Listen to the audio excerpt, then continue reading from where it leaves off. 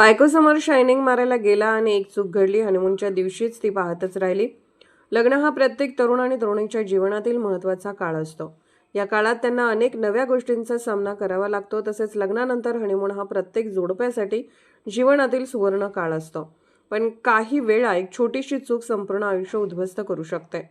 ग्रीसमधील समुद्रकिनाऱ्यावर हनीमूनसाठी गेलेल्या या जोडप्याबरोबरही असेच घडले. नव्या नवरीच्या डोळ्यासमोर तिची संपूर्ण दुनियाच उद्ध्वस्त झाली आहे. द सनने दिलेल्या वृत्तानुसार सुलेमान सरीफे वय 27 वर्ष आपल्या पत्नीसोबत हनीमूनसाठी ग्रीसला गेला होता.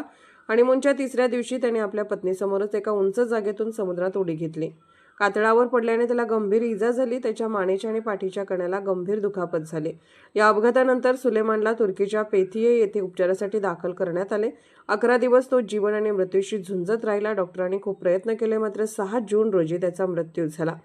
त्याच्या लग्नाला केवळ 2 आठवड्या झाले होते.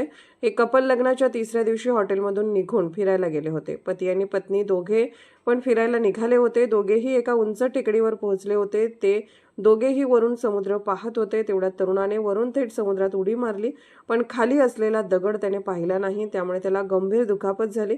ते पाहून त्याच्या पत्नीच्या पायाखालची जमीनच सरकली. तिने तातडीने मदत मागितली आणि पतीला रुग्णालयात दाखल केले. सुलेमान तुर्गटलू या छोट्या कसब्यात लोणचं बनवणाऱ्या कारखान्यात काम करत होता. त्याचे अंतिम संस्कार कुटुब मिनारे मशिदीत करण्यात आले आणि त्यांना अलासेहिर येथील नवीन स्मशानभूमीत दफन करण्यात आले.